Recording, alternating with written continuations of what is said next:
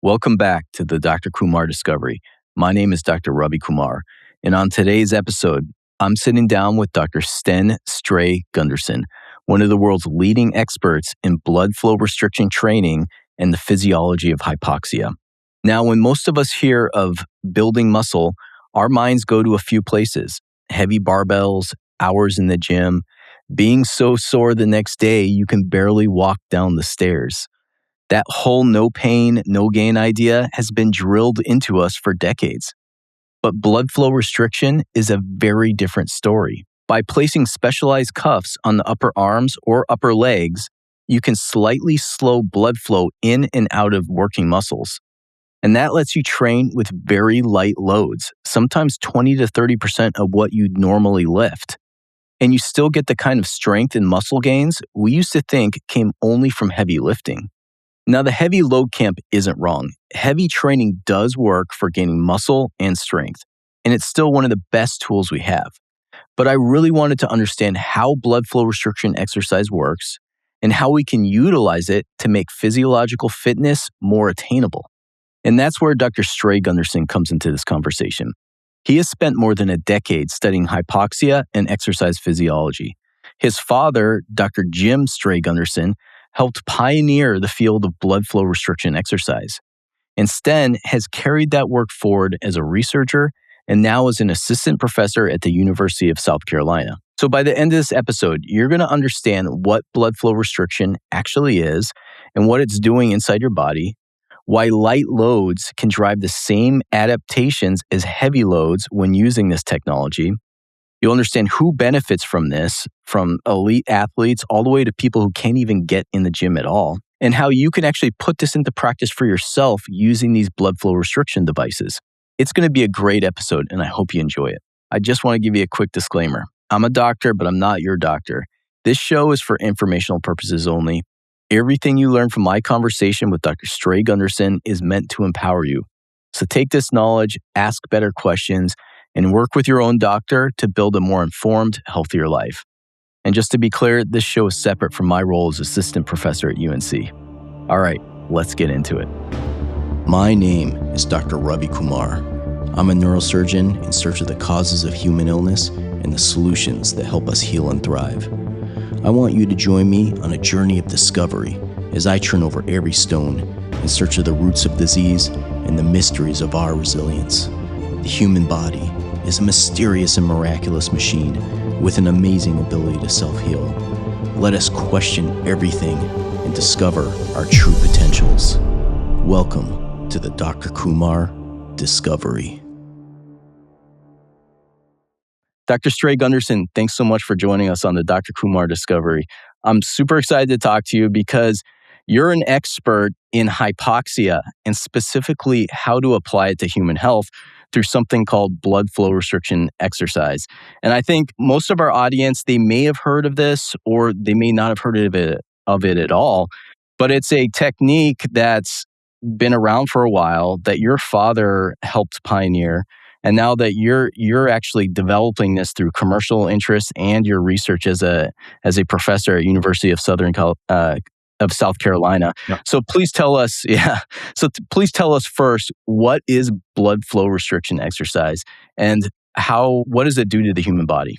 Yeah, so first of all, thanks for having me on, Dr. Kumar, and it's a privilege to be on here. So blood flow restriction is, like you said, it's been around for really, surprisingly, been around in the world for about 50, 60 years, for decades at this point, but kind of just made its way over to the West in the last, I would say, 10 to 20 years. So BFR is the application of bands or cuffs on the upper arms or upper legs in order to partially restrict arterial inflow into the muscle while intermittently occluding blood flow out of the muscle. And by setting up this slight impairment on the normally fine-tuned circulatory system, we're able to accelerate fatigue using light loads specifically. And that's a key here is we're using light loads as opposed to heavy loads with traditional resistance training or high intensity, traditional sort of interval training. We can apply it in an aerobic sense. And this essentially signals the body that there's a major disturbance in homeostasis and that is really only achieved when we have a high load or high intensity type stimulus.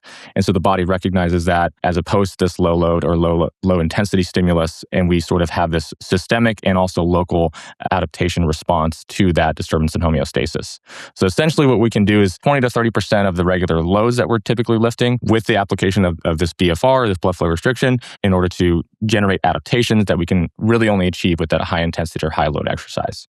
Okay, so that's very interesting. So basically, you're saying that by slowing input of blood into the limbs and slowing outflow as well, you're inducing this stress that stimulates larger amounts of work. Yes, exactly. So, and I think the key there is really damming up the venous side of things. Okay. Because we're not having the normal clearance of metabolites. It's not that we're necessarily restricting the arterial inflow compared to, let's say, rest. It's that when we go from a resting state to an exercise state, we don't get as big of an increase in the arterial inflow that we're normally seeing. And actually, when we go and try to occlude the artery, we can get an ischemic event or ischemic condition within that muscle. And when you're contracting during an ischemic sort of condition, that can actually cause muscle damage and rhabdomyolysis and all these negative things that are associated with occluding or ischemic exercise or an ischemic heart attack, right? So the real key is to kind of dam up the venous side in order to accelerate that fatigue response. And then there's this neurohumoral immuno response that is normally associated with that high intensity type exercise. Okay. So normally when we exercise, our blood pressure goes up and perfusion of our muscles increases. So you're actually not cutting off blood flow, but you're preventing that increase in hyperemia or increased blood flow to the muscles during exercise, and you're slowing down venous return to the heart from the limbs, right? So that induces this condition where you're not ischemic, but you are kind of accumulating these metabolites that induce stress in the muscles. And my guess is that with doing that, you're actually causing the same kind of injury to the muscle that high intensity work would induce, and you're getting hypertrophy and muscle gains. Is that what the goal of this is? Yeah, and I would just say like maybe the injury is probably an overstatement. It's probably like an insult or just disturbance in its normal function. You're sort of simulating the microenvironment that you would can achieve with high load or high intensity exercise. And really, one of the things that in hypoxia is very related to this or involved in this process is you're getting recruitment of the high threshold motor units that are responsible for producing large amounts of power and force. And so by essentially restricting the normal blood increases in blood flow that we see with high load or high intensity exercise, combining this with low intensity light load exercise allows you to stimulate those motor units, which are innervating those type 2B and type 2X fiber, or type 2A and type 2X fibers, in order to stimulate those maximally and reap the benefits of light load exercise as if it were high load exercise. Right. Okay. So I do want to come back to that a little later because I think understanding that will help us understand better how this is working. But first, describe to my audience what this actually looks like. I mean, when you're describing this, you call BFR blood flow restriction, right? And then it's a device that you wear, correct? Correct. Yes. So they look like, you kind of think of like a blood pressure cuff. Okay. They're about 5 inches wide. There's various widths of different cuffs and things like that. But essentially, you're placing this cuff on the very upper arm. So I like to say kind of where the deltoid meets the bicep on the arms, and then right where the hamstring meets the glute on the legs. And essentially, we're creating compression around those areas, and that is just enough to allow for a certain degree of arterial inflow while impeding intermittently the venous outflow. And that's the key here is actually the muscle pump. As you know, we have these one-way valves within our veins. And so when we actually squeeze the muscle during a contraction, this squeezes the blood within those veins. The blood only has one way to go, and that's back towards the heart. So at rest, when you're not contracting the muscle, that pressure is sufficient to restrict, completely occlude the vein. But when you go to actually contract the muscle, that overcomes the impediment from the band itself or the cuff itself and allows some flow to get back in. So kind of instead of this normal kind of lazy river sort of venous system that we typically associate with the veins, it's now kind of going from a dam situation to a really big, spout, essentially like releasing the dam, intermittently. And that is enough to sort of, as you know, the circulatory system is very fine-tuned, and this slight impairment on the system is enough to cause this major disturbance locally within the muscle, which then feeds up back to the brain, and we have this systemic response to these local changes. Okay. So these cuffs, are they pneumatically insufflated? Yes. So Okay. then there's a bunch of different types out there. So there's things ranging from non-pneumatic, kind of like belts or resistance bands and things like that, to rigid cuffs, which are essentially adapted blood pressure cuffs, and they use a pneumatic gauge to actually increase the compression there. And then you have things like Katsu and Be Strong, which are using a semi-elastic material, and then we have a pneumatic aspect to that to then control the pressure from there. So kind of a broad range of types of devices, but ultimately what they're trying to do is to restrict the venous side, partially restrict the arterial side. And again, you place these on the upper arms and upper legs only. I get a lot of questions whether to place it, at the elbow if you're working on your forearm or your elbow or things like that, or if you're working on your calves, do I put it around my knees? Whatever muscle group you're working, they're going to go up on the upper arms or the upper legs. Okay.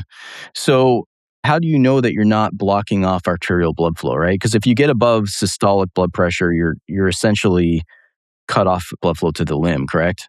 Correct. Yeah. And actually that's a really good point. The reason why we can, at rest occlude the veins without occluding the arteries is because the pressure required to do so is much higher for the arteries than it is the veins, right? We go into a doctor's office, get our systolic blood pressure evaluated, 120/80, let's say. So 120, that is the pressure at rest required to completely close the vein or completely close off the artery.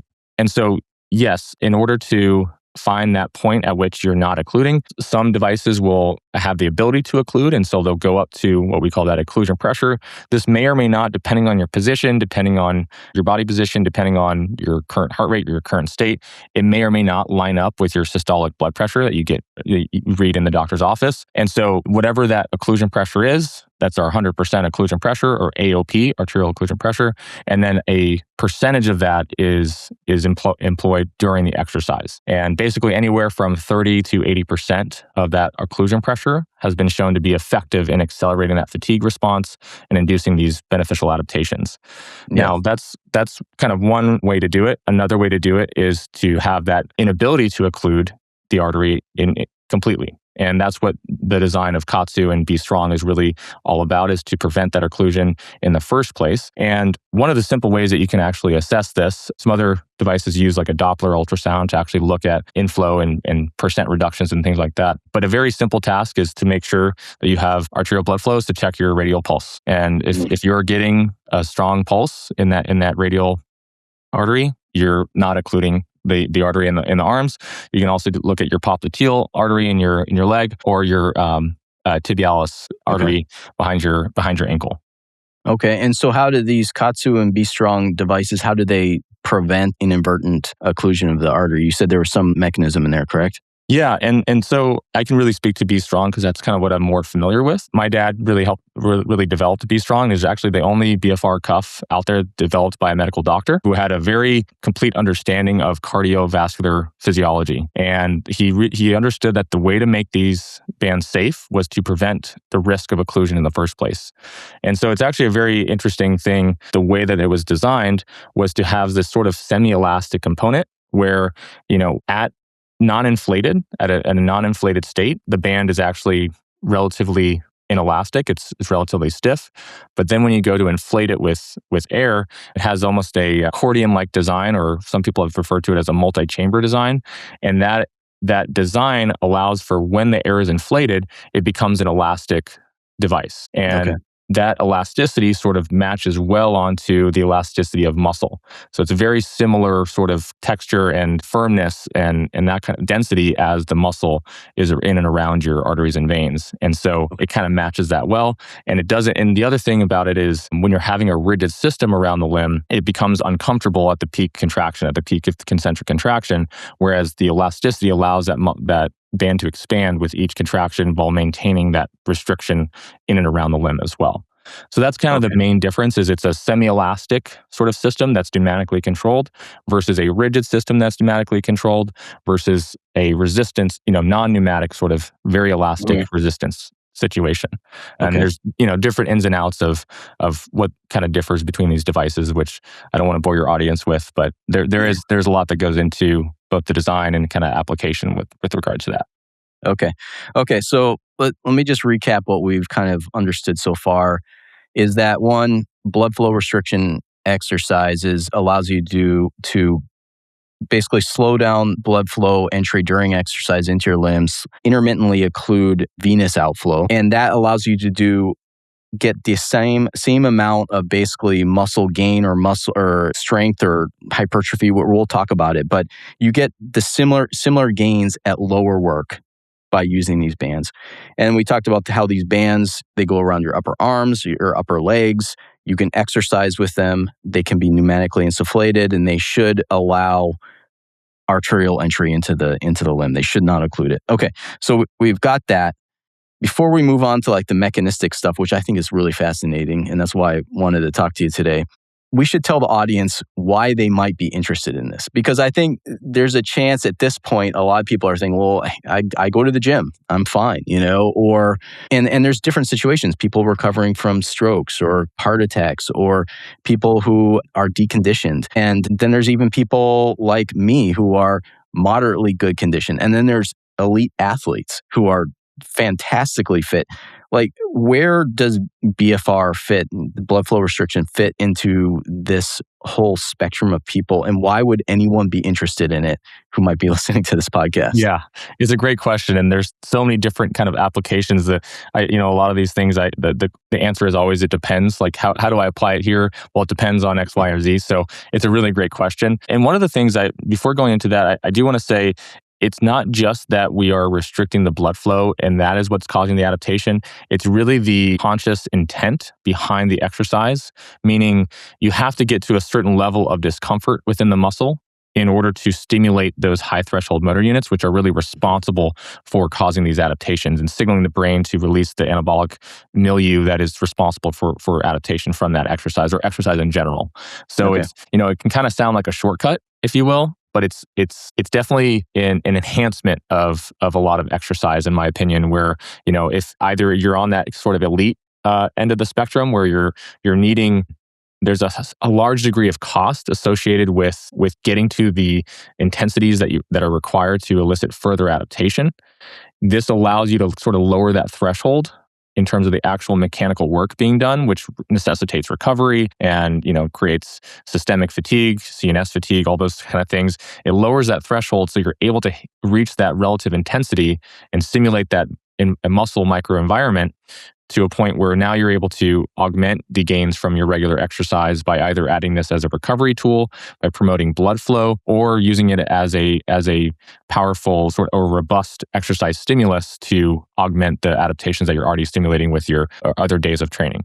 So in that case, in sort of the elite athlete case, which is very interesting, there's a kind of a range of different applications. As I mentioned, one is kind of recovery. So you're using this on your easier days, where maybe you're using it on a bike or on a treadmill, or even doing some sort of body weight exercises to just help the body recover from previous more high intensity type sessions. I'm working with a collegiate group as well, that is doing track and field, and they're using this on their sort of moderate interval days or their kind of zone 2 training, where they're adding the bands to that existing program, and then kind of adding it in some of their higher intensity days, where maybe instead of doing 10 intervals that day, they do 6 intervals without the bands, and then add 2 kind of finisher intervals with the bands. So definitely a lot of different applications. Another one would be sort of a pre-activation type situation, where maybe they're getting ready for a race or ready for a game, and they're using this as a way to sort of quickly warm up and cause increases in hemodynamics throughout the whole body to increase that blood flow to muscles that are going to be using it shortly thereafter. Now, that's one end of the spectrum. Another end of the spectrum is sort of clinical populations who can't tolerate or simply don't want to do high intensity or high load exercise. And I will say, just as a slight caveat here, I think, to date, I think the gold standard for increases in strength and muscle size and general fitness are going to be high loads and high intensity. So I believe you kind of fall within this, right? Is if you're able to do those high loads, if you're able to do those high intensities, I think that is a very robust and probably the most robust tool that we can use. But I think where BFR can kind of layer into that situation is, can you continually stimulate these adaptive responses on the days where you're going lighter or going lower intensity? So instead of, being able to tolerate sort of maybe 1 to 2 very high intensity days, if you're in the gym, maybe you're doing 3 days a week of sort of traditional heavy lifting. Now can you kind of intersperse BFR on the days where you're not doing that kind of thing to then augment and stimulate the adaptations that we kind of get from that high intensity, essentially with less cost. So that's kind of like, we went from kind of elite to sort of in that middle zone. And then as I started to mention clinical, for people who can't tolerate or don't want to do high intensity or high loads, this is a great tool for if you're extremely deconditioned to get away with doing 1 to 2 exercises and stimulate those responses and maybe get you to a place where you are able to be more functional and are able to expose yourself to higher loads once you've kind of built that base. So that can take the form of light intensity walking, so walking around your neighborhood with the bands on.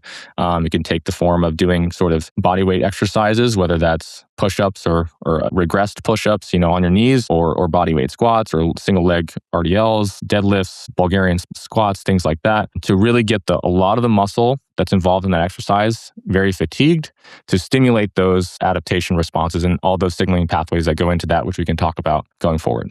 Hey guys, I need a quick favor. If you're getting value from this show, would you please take 30 seconds to rate and review us on Apple Podcasts? I know it seems like nothing, but it genuinely changes how many people the algorithm puts this show in front of. And if an episode hits home for you, send it to someone who you think needs to hear it. I'm doing this to cut through the noise and bring you clear, honest information on health topics that actually matter to all of us. So please help me get this show to more people who need it. Cheers. Okay. So with someone who is like me, who's working out, maybe there's days where I just don't have time to go to the gym and do a heavy workout, or I'm fatigued. I can put these on, do a light workout, 20 to 30% of what I would normally do on a heavy load day, and get similar results. Yes, exactly. I mean, you just put it very succinctly and articulately. That is, I think, I'll tell you how I use it. Okay. So I can manage heavy loads, high intensity kind of stuff. I typically do 1 high intensity interval type session per week, and then 2 to 3 sessions of high load, which kind of traditional type exercise or resistance exercise. During those 2 to 3 sessions where I'm doing the high load, traditional type exercise, I will use this as a finisher for those sessions. So whatever muscle groups that were kind of involved in that given training day, I'll do those same muscle groups and then add an additional muscle group, an antagonistic muscle group at the end of that session. So let's say I'm doing more of a push day. So I'm doing kind of incline bench press, chest press, overhead press. I'll do all those kind of heavy. I'll do kind of in a superset fashion. And then at the end of that, maybe 15, 20 minutes, I'll add the bands in as sort of a finisher to really ramp up and make sure I'm hitting that ceiling of that anabolic response to that given exercise.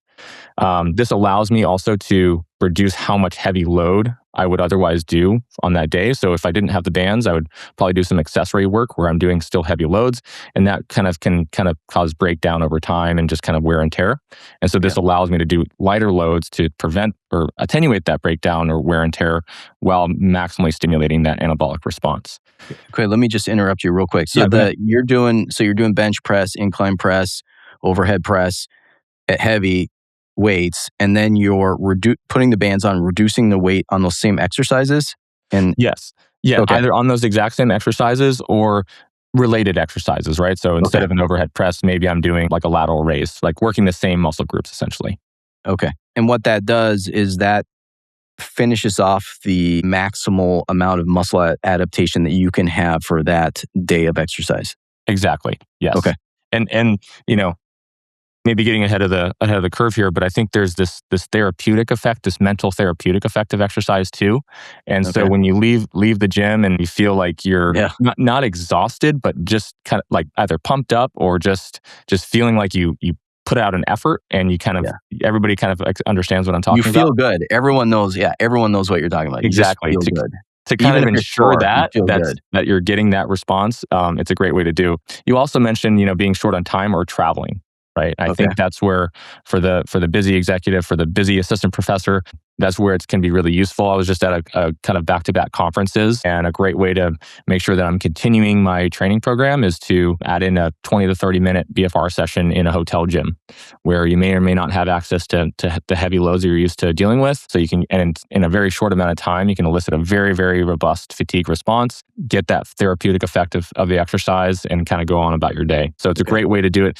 I have a little boy on the way, so I know when that comes around, I'm going to be a little bit shorter on time, may not be able to fit in my hour and a half or 2-hour session 2 or 3 days a week. So I'm going to try to get away with 30 to 45 minutes of BFR session and kind of cut that in half. So that's another great way to kind of implement this. The last thing I'll say with regard to this programming kind of conversation is it's great to use during your deload weeks, right? If you ever have a program where you're maybe working for anywhere from 4 to 8 weeks, where you're kind of each week after week, you're progressively overloading the weight, that kind of thing, to allow your body to sort of recover from that systemic stress of repeated week after week progression. Can you now add a deload week with use of BFR to really reduce that overall systemic fatigue, but then still be maximizing and kind of hitting that anabolic ceiling with regard to your training? Okay. So what about these folks who are either sarcopenic or deconditioned, elderly, and they can't get into the gym and just do big workouts? Yeah, I know you've already mentioned this briefly, but tell us how they could possibly practically use these blood flow restriction exercise to amplify their gains because putting muscle on your body is probably the healthiest thing you can do at any point in your life. Yes, it's the metabolic sponge, right? It is our metabolic sponge, and the health of your body, your brain, every metabolic input in your body is determined, or if the efficiency of your metabolic system is determined by how much muscle you have on your body. Yeah. So how can they use this to improve that aspect of metabolic health? Yeah, and one thing just to piggyback off what you said, not only is it metabolically so active, but it's also promoting these increases in blood flow, these increases in nitric oxide, which we know have all these downstream effects on health and things like that. And I think that's one of the biggest targets for BFR is sort of clinical populations who, in my sort of anecdotal experience, in addition to the research, I've seen the most robust responses to BFR in these clinical populations who haven't been able to do exercise. And you see it in their demeanor. It's this huge shift in their thinking away from sort of this sort of depressive, anxious sort of state into better mood, better libido, better just positive affect in terms of life. And I think they would get that from sort of exercising at high intensity or that kind of thing, but they simply just can't do it. And so by sort of adding this in order to stimulate that response that we can really only achieve with high intensity or high load exercise, it really gives these people a lot of hope and a lot of therapeutic effect beyond just the physical or the physiological into the psychological and that kind of thing. So how could they use it? What I would do is start as simple as one exercise, and this can be anywhere from 3 to 5 minutes, maybe even less, starting out, because depending on how deconditioned that individual is, they really don't, it's actually amazing how little work you need to do to start making small changes. And so this could take the form of, you put the bands on the legs, you do 3 sets of 15 to 20 squats, and you call it, as long as you're kind of getting to the point where those last, I would say 5 reps of the second, third, or fourth set are uncomfortable in the sense of it's a struggle to complete that movement. A really important thing, just slight tangent here, is that the discomfort should come from the exercise, not the restriction of the band in a specific area. Okay. So if that is what is preventing that person from completing that exercise, I would either readjust the bands, reduce the pressure slightly, just kind of figure out various ways to address that pain sensation you're getting from the band. The thing that we want to actually get the person to cease the exercise is the muscle discomfort, that metabolic acid burn that we typically associate with lactic acid. It's more of the hydrogen ions accumulating. But that seems to be a really good target, a really good trigger for the body to respond to the BFR exercise. So I think that metabolic burn, that burning sensation is going to be critical for whatever exercise you're doing. And that's why I mentioned, 3 to 4 sets of 15. Typically what I've seen is that is a good target to be able to hit that point consistently in a wide range of people. but that number can kind of ebb and flow depending on what state that person is in, what load they're using, and that sort of thing. So kind of getting to what I would call the fatigue pocket and kind of staying in that for between 3 to 5 reps is really what we're looking for. So however you do, whatever means to achieve that are sort of all good, all game. Okay, and you said 3 to 5 reps. You mean 3 to 5 sets? Yes, sorry, 3 to 5 sets of anywhere from 15 to 20 reps is typically where we can kind of get that point. So we always hear about maximal muscle adaptation and gains coming from taking your exercises close to failure. I don't think you actually have to go to failure, is what the research says, but within that close to failure, here these bands are creating this situation where you get to failure at much lower loads. And so with these older folks or people who are deconditioned, haven't exercised in a long time, they can go basically do body weight exercises with these bands on and see gains. Yes. Okay. And actually, I think you brought up such a good point. You can achieve that level of fatigue with light loads. Like it's totally possible. It'll probably just take you twice or maybe even 3 times the number of reps to get to that place. So all the bands are doing is sort of accelerating that response to light loads to then manifest adaptations that are typically associated with that high load. But again, like if you were to do 100 reps instead of 15 of, let's say, bicep curls, you probably get to that same robust response in the muscle. The problem with that is that sort of very, very high rep situation is going to incur a lot of cost on the system. And you're going to have to recover from that in order to then do it again or start the adaptation process. So sort of twofold, it accelerates that response such that you hit that trigger point faster. So there's a time-saving aspect there. But then also the recovery following that exercise is so much more rapid because the actual mechanical work that was done is so much lower than what is normally required to get to that point. And it's the body is sort of responding as if there was a lot of damage to the system. And so it just sends out this flood of anabolic milieu and activates signaling pathways that are typically associated with recovery and trying to recover from a major insult to the body. Yeah. Okay. Yeah, and that overuse cost on the system that you're talking about, that's basically these repetitive motions on the joints, correct? And tendons. Because our body, our motion, we're meant to move and impact and work everything all the time, just not repetitively. I mean, there's no natural situation. I do curls all the time, but there's no natural situation where you do this 100 times in a row, multiple times a week. Everything that we do is complex and compounded. And so you're saying that if someone took 5-pound dumbbells or whatever it is and did 150 of these until they hit their failure, there's a cost on the elbow joint or the shoulder joint that there wouldn't be with just doing 15 of blood flow restriction exercise at the same weight, correct? Yes. And just 100% to add on to that, I think there's also systemic stress to the central nervous system from having to repetitively do that, and the time required to recover from that is a factor there too.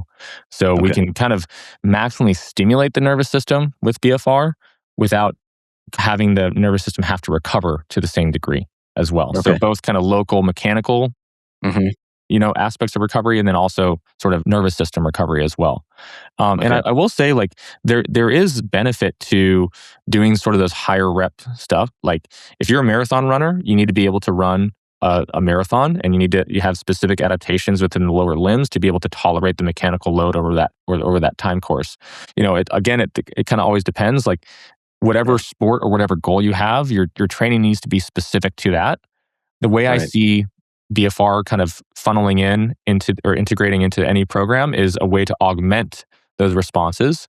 So your kind of base of the training, if we're kind of looking at that athlete context, is what adaptations, whether local or systemic, do I need to stimulate with my typical training? And now I'm adding BFR essentially to make the nervous system and other tissues more plastic to that training stimulus. So that's sort of the athlete bucket. And then if we look at the clinical, they just simply can't tolerate the work required to do that base training, right? And so and they maybe don't want to have to recover from that training. So can BFR become a complete replacement to that, so they can augment that training aspect as well? Okay. So let me ask you this question next. What type of gains can you see from BFR specifically in all those populations we just talked about, the elder or the deconditioned, weekend warriors like me, and then the elite athletes? What kind of can we see hypertrophy? Can we see increased strength? Can we see increased endurance? What are So it's been really interesting to follow this over the last 15 years, because originally it was, BFR can stimulate hypertrophy, growth of the muscle, and that in and of itself was a really cool finding. But there was skepticism over whether it would actually improve strength or these other parameters of muscle function. And what we found is, there probably is a little edge that high load exercise gets when it comes to absolute strength. It may be a function less of what's going on in the muscle and more of a function of what's going on in the nervous system. Sports specificity is one of the major principles of exercise science, and so if you're specifically training yourself to handle high loads, like, you're going to be able to handle those high loads better. But we do see, what's really interesting, we do see almost on par with strength gains when we do BFR training, which is really, it's somewhat surprising and kind of, I think, makes us have to reframe how we're thinking about adaptation in general. Okay, what do you mean by that? You see on par. Explain that a little bit better. Yeah. So there's been several studies. Maybe the one to bring up is really a seminal study back in 2000, which is often cited, where they had older women perform bicep curls, and then they had them on an isokinetic machine looking at elbow flexion and extension. And essentially, it was a really elegant design where they had a control group who basically did nothing. They had a high load group who was doing kind of heavy curls. They had a low load group which was doing lightweight curls, and then they had a low load group with BFR. And essentially, the low load group kind of improved very, very minimally, and really across one aspect of velocity, the velocity that they were training at got better. But the high load group and the BFR group had equal improvements in force production with this elbow flexion extension type exercise across a range of velocities. So again, it was a bit surprising. Kind of makes sense on the hypertrophy side. Okay, you're stimulating this microenvironment in the muscle. The brain's responding by increasing anabolic hormones, but we're also seeing this increase in strength that is on par. And I would say almost on par, because there's been sort of mixed results as far as, like, sometimes it's on par with the high load condition in a lot of studies, and sometimes it's slightly below. There's been times where it's slightly above. So it's a bit mixed, but in general, you can stimulate substantial increases in strength with BFR training. Okay. Where I might hedge my bets a little bit, and kind of what I do in my own training is, okay, can I sort of minimally mechanically load? Can I do 1 to 2 reps or 1 to 3 reps of a high load to get that specific stimulus? And then can I ramp up everything else with the BFR to really improve my recovery from that session on that side of things? Okay. So you can see hypertrophy, which is big muscles. You can see increase in strength. What about endurance? Yeah, and so this has been another more recent development in the BFR literature, is more and more aerobic type studies. We do see increases in VO2 max, and not only do we explain that to the audience what VO2 max is. So maximal oxygen uptake, essentially how well our body and really our heart can deliver oxygen to the muscle, and how readily that oxygen is extracted at the muscle level, and then extracted, that blood sent back to the heart, and the cycle repeats. So our ability to consume oxygen, really, in a lot of different podcasts are saying, VO2 max is the number one predictor of longevity, and it's very, very important. So improving that metric can be vital, not only to athletes, but also clinical populations. So we can improve that. We can better handle exercise intensities, but we're also just better at getting oxygen to where it needs to go within the body, whether that's in the muscle or otherwise. So what we're seeing is increases in VO2 max. There's debate as to whether this is more of a peripheral adaptation, is sort of within the mitochondria and the mitochondria's ability to take in oxygen and produce ATP, or if it's a sort of central adaptation where we're increasing things like blood volume to ultimately increase stroke volume and cardiac output that's responsible for delivering that blood to the muscle. So there's some sort of debate or more to be found out in terms of the mechanism by which we're increasing VO2 max. But what's really cool is not only we're increasing VO2 max, but we're also stimulating increases in muscle size. So in some of these studies, two to speak of, one was a treadmill walking study in a clinical population. Another was in basketball players. I believe they were doing uphill walking at a slightly higher intensity, and they showed increases in quadricep CSA, cross-sectional area, in addition to increases in VO2 max. So we're kind of stimulating both increases in muscle size, but also increases in ability to consume oxygen and perform higher intensities and higher mechanical work as well. So do you see that normally in a marathon or someone training for a marathon? Will they see increases in the size of their muscle and VO2 max at the same time? So I think in those particular studies, they were either in clinical populations or a population that either is eating in a caloric surplus or at maintenance and are more explosive type exercises. I think when you have a marathon case, the other training they're doing outside of that is really dictating their body composition to a greater extent. Okay. So yes, all things being equal, being a caloric surplus, having the right nutrition, that is totally possible. But sort of the things have to sort of align for that to actually induce that effect. And we haven't seen that in the literature. I will say implementing this stuff with long distance runners or marathoners, they feel stronger. They feel like they've increased their power or Yeah. force and velocity relationship. And so yes, they feel stronger. They feel more endurant and that sort of thing. And I think within this conversation, I think it's important to talk about the psychological effect of just being comfortable with that fatigue state. As I mentioned, getting in that fatigue pocket. As a soccer player, I was using this, and it really, whether this was a physiological reality or sort of a psychological reality, I felt more comfortable being uncomfortable and kind of in that pocket where I have a lot of lactate production, a lot of hydrogen production, and I'm okay with being there for longer. So there could be that aspect of it too, in addition to the physiological adaptations that we're seeing. Yeah. Okay, so that's all very interesting. And I do want at the end just tell the audience we will talk about some protocols. If you're trying to accomplish certain goals, we'll get your thoughts and recommendations on that. So, but let's move on next to, are there contraindications to this?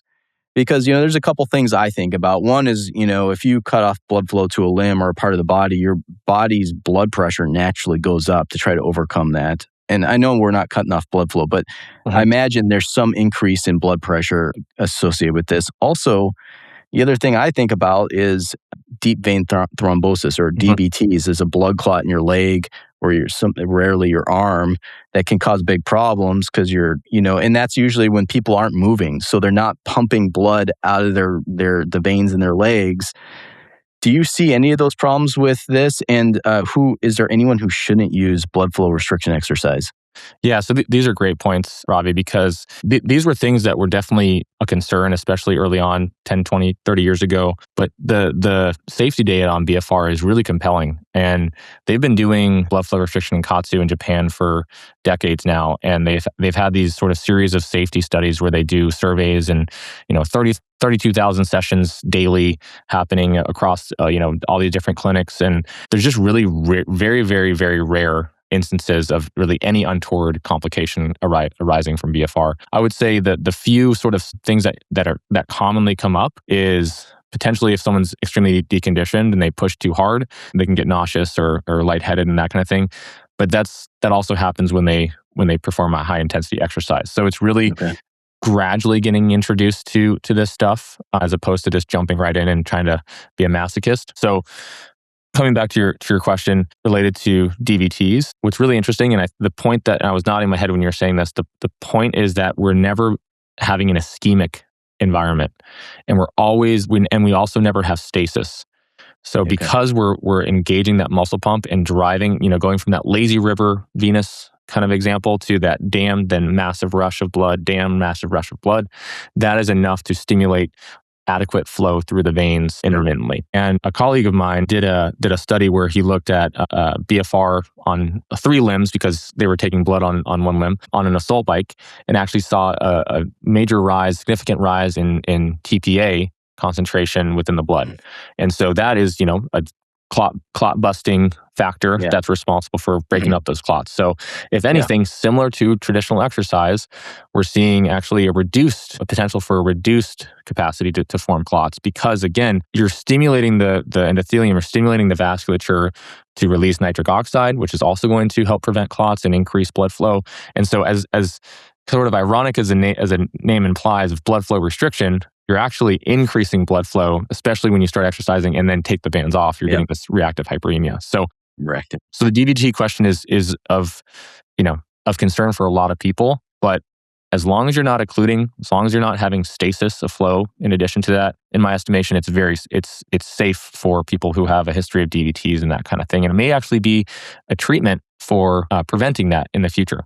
And this is some of the work that laboratories around the country are kind of looking into right now. There was a article published, I want to say in 2015, and it was a call for concern with regard to blood flow restriction training and the metaboloreflex and mechanoreflex, or the exercise suppressor reflex, which is that your blood pressure increases in response to stimulation of group 3 and group 4 afferents that are innervating the muscle, and they're afferent sensory neurons that are responding to increases in metabolite concentration and increases in mechanical tension within the muscle.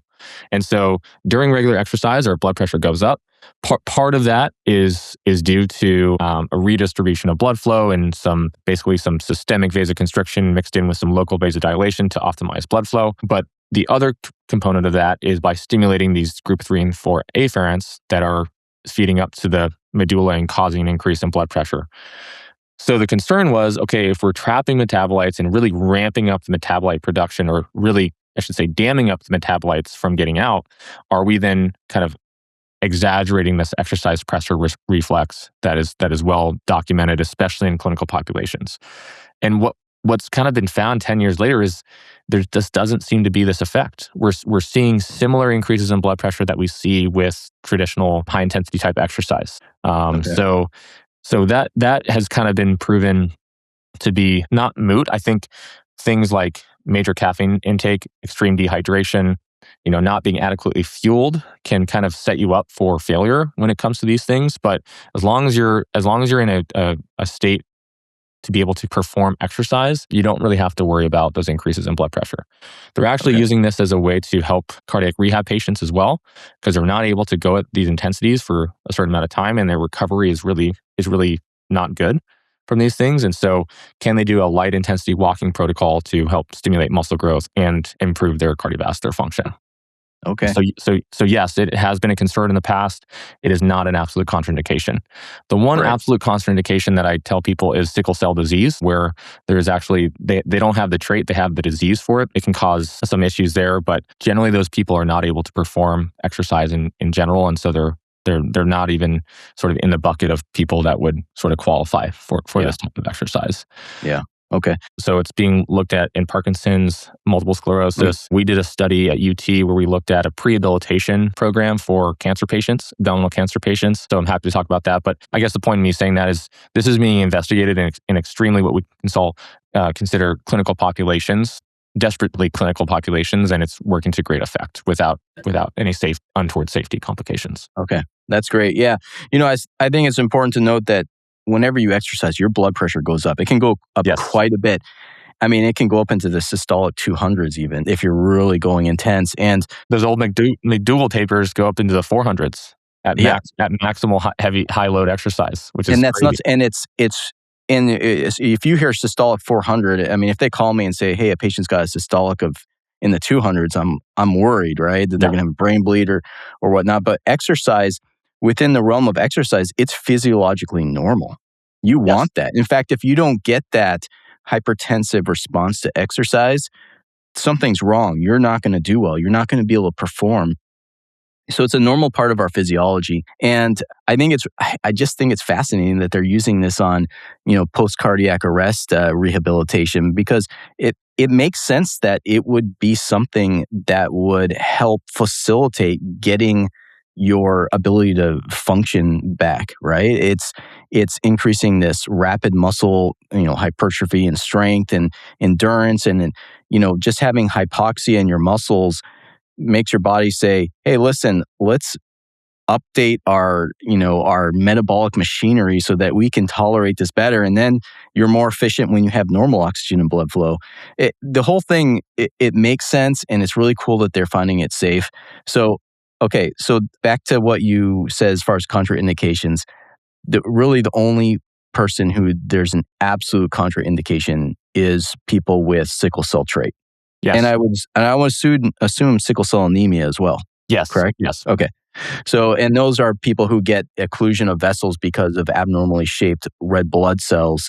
Correct. And so you don't want to basically precipitate that through hypoxia or mechanically exacerbate it is my thought. Okay. Exactly. And I will say trait seems to be okay. It's really the disease anemia where people should avoid it completely. Okay. The trait seems okay. Okay. To your point, this functions as a hermetic stressor, right? So it's a dose of a poison, it's a dose of a stressor that is going to yield adaptation to be able to be more resilient to further stressors, right? It's the same thing. That hypoxia example is perfect. Sustained hypoxia, terrible for the body. The body cannot adapt to that. Little bouts of hypoxia can be very beneficial for the overall resilience of the system. Yeah. So it's really and we come back to hormesis all the time on this show because, a hormetic stress is what makes you more resilient and strong.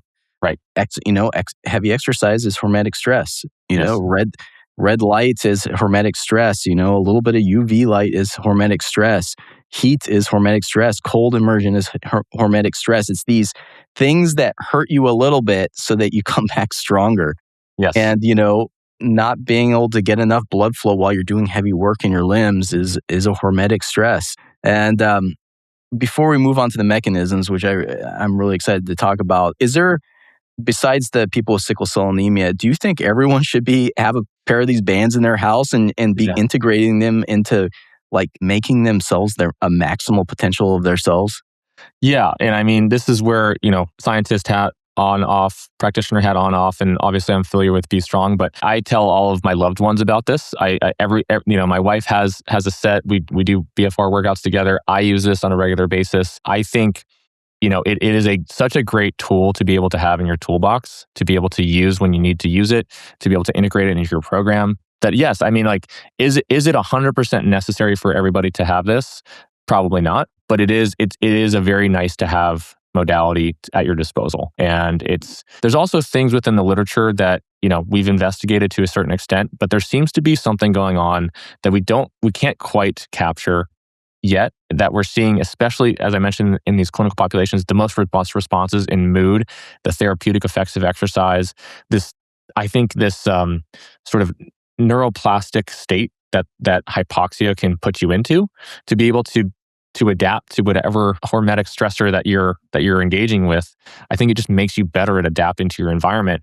And at a very sort of basic, simple standpoint, I think the body is registering, similar to as you go up to altitude and you get exposed to low levels of oxygen, your ability to adapt to the environment is upregulated. Like all these things are enhanced. And I think this hypoxic blood flow restriction, fatigue, buildup of lactate and hydrogen ions, put your body into a state of, okay, environment unstable, must be ready to adapt. As kind of dumb and maybe as simple as that sounds, I think there is something to that. It just makes sense. And so I think more than gains in muscle mass and strength and these things like that, I think it just makes you more resilient and more adaptable to whatever other stimuli you're putting your body through. Okay.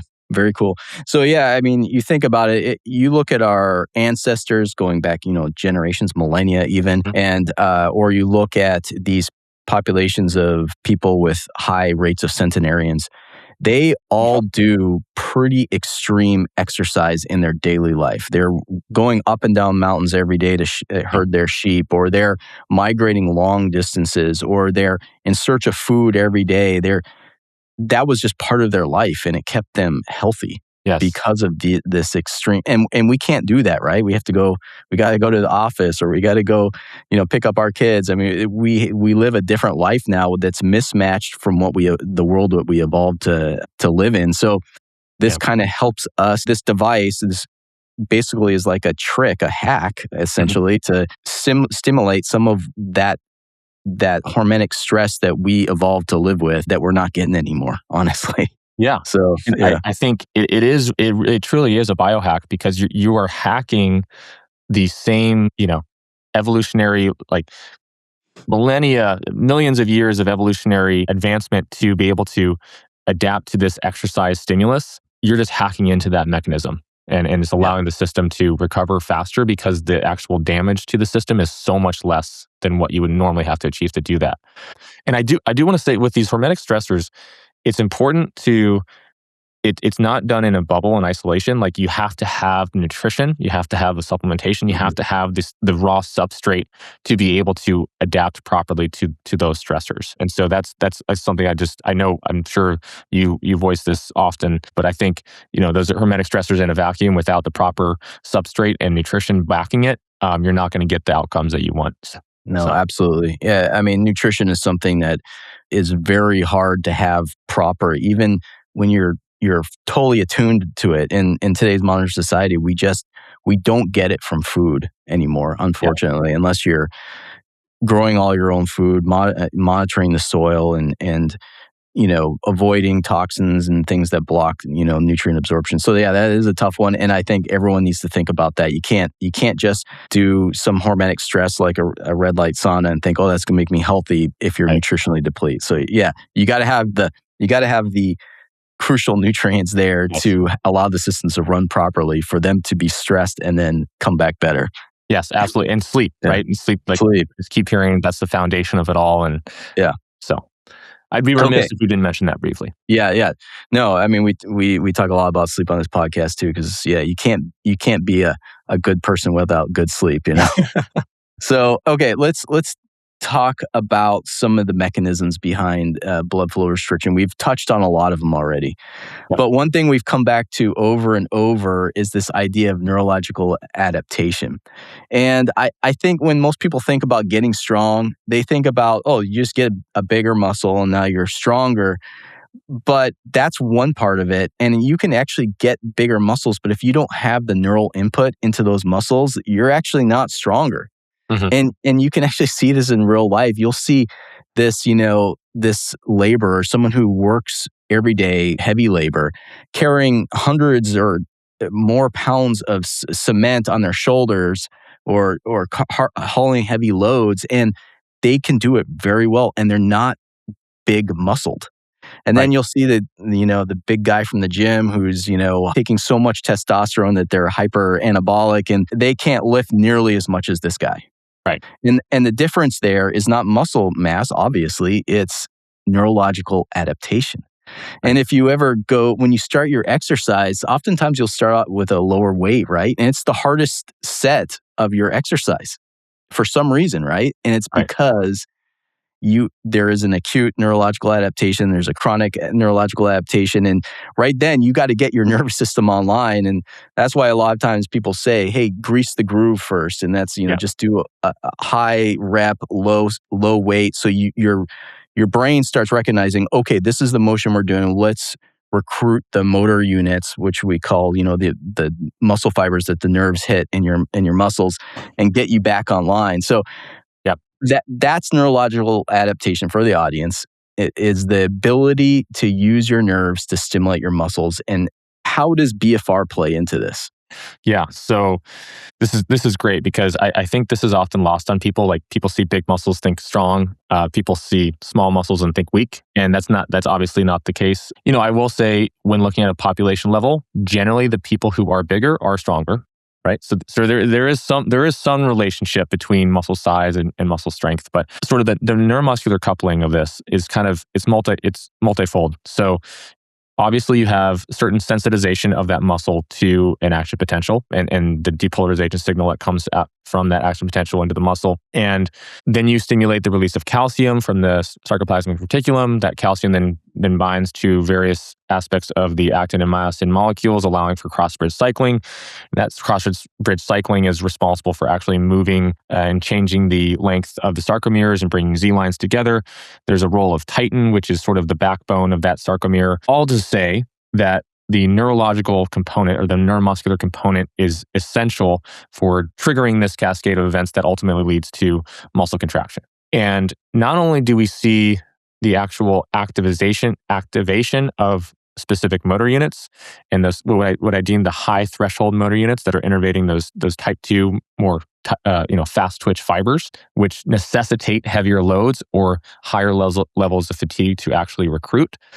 Not only are you doing that, but you're also improving the pattern of recruitment as well.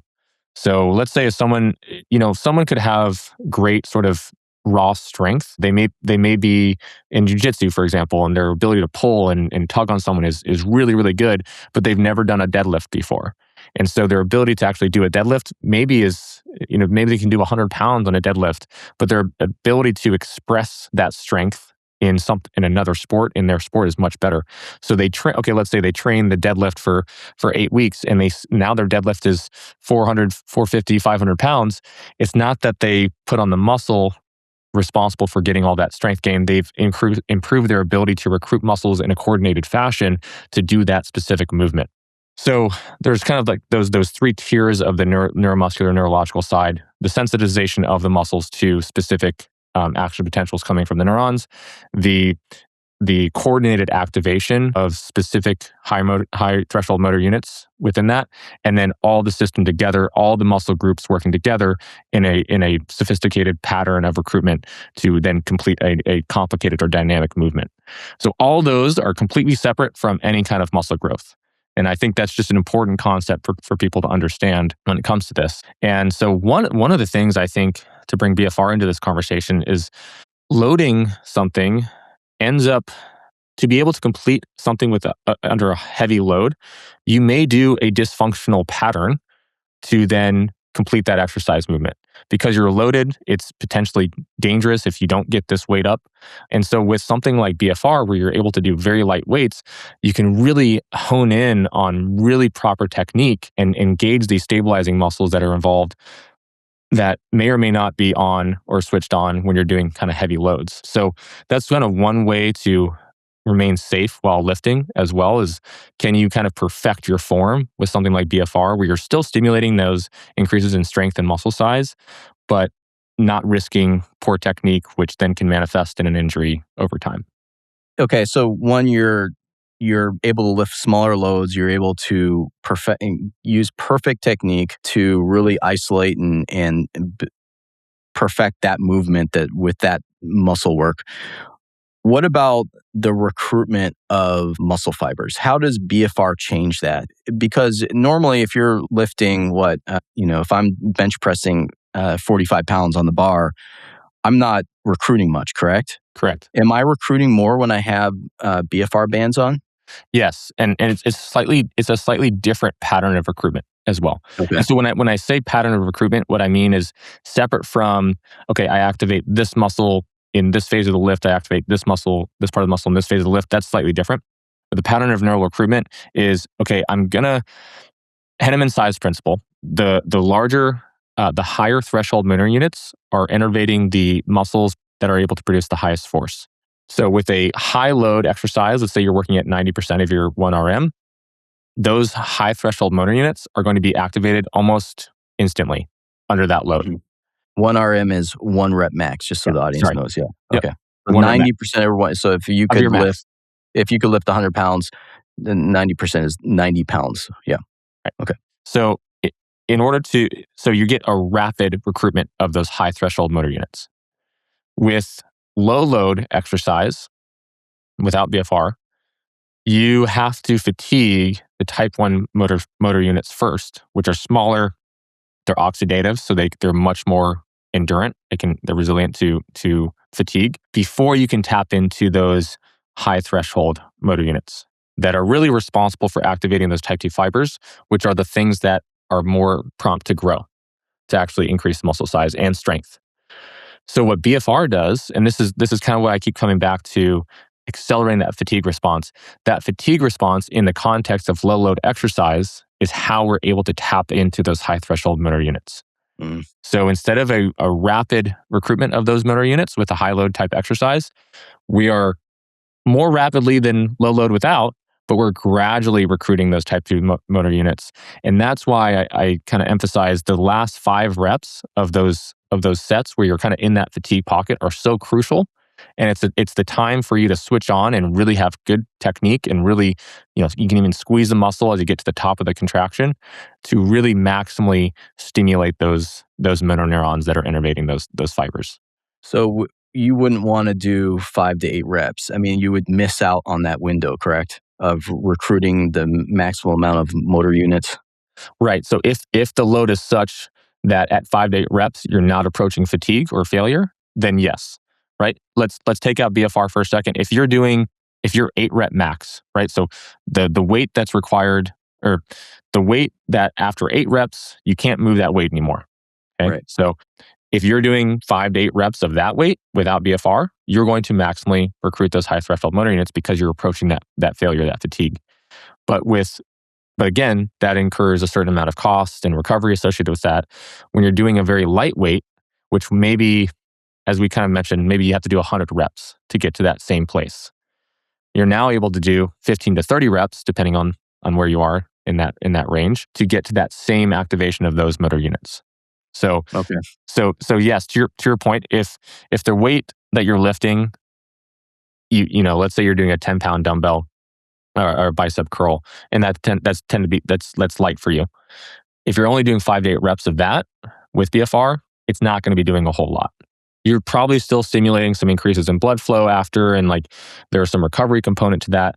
But in terms of maximizing muscle growth and maximizing strength, you're not going to be recruiting those motor units that you need to actually induce that response. Right. Okay. That makes sense. Okay. So what happens then after you've taken off the cuffs and you're doing a normal workout or you're living your normal life?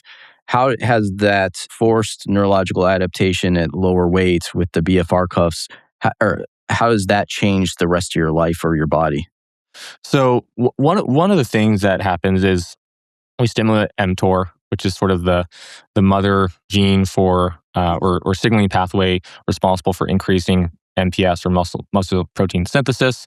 So you're upregulating these signaling pathways in response to this activation of high threshold motor units and fatigue and, you know, lactate accumulation, all these different things, hydrogen accumulation. And so in the hours following that session, you are upregulating the signaling pathways, which is going to trigger your body to put down more muscle, whether that's more more muscle fibers, or increased sensitization of those fibers to that neurological signal, or bigger calcium stores within the SR, a variety of different adaptations within the muscle locally.